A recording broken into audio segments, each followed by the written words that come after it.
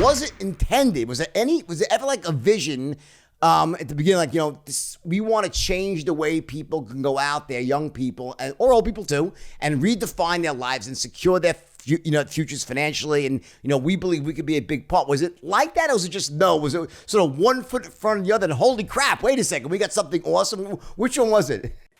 I'd say it's kind of half and half. Like the first half was when I first found out about these things. We didn't call them funnels back then, but just the concept of like, everyone make these big e-commerce stores, 1,000 products. And like, we tried that, never had success with it. And we shifted to like sell a product, then you have an upsell and a downsell, taking someone through a very strategic sales process. That's what for me blew, like that's the first time I made money online was by creating one of those, and blew up. And then I became obsessed with it. I was like, what else could I do this with? And in the next 5 or 6 years, I launched like 20 different companies, just little companies here and there, like selling supplements and selling info products and selling just all sorts of things. And I started geeking out about just the concept of funnels. And it was funny because I started talking to people about it.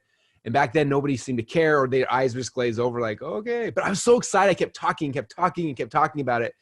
And it wasn't until I found my partner, Todd, who's the brains actually built the software. He was building these funnels for me over and over and over again.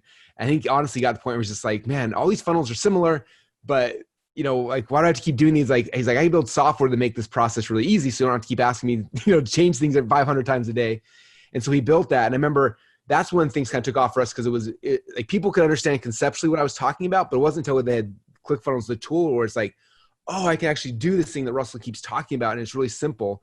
And it was funny because about the time we launched ClickFunnels, one of my friends invited me to like a network marketing thing. I'd never been to one before. He's like, you just have to see this. Like, just come and experience this. And I remember being in this room with like 5,000 people, and they're all going crazy, and they're so excited. And I'm watching people get on stage, and it's funny because on stage they're not teaching anything. They're just people off stage like telling their stories and crying. And I was like so confused. I'm like, I don't understand this.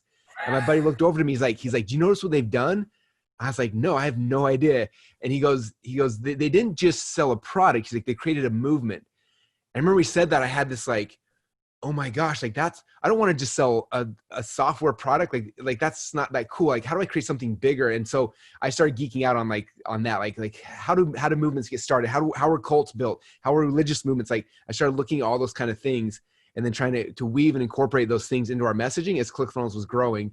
And now, 6 years later, you look at, this funnel hacker, our people call themselves funnel hackers. We have people that have it tattooed on their arms, and like, it's like it's a culture, it's an identity shift that people have, like that they become a funnel hacker.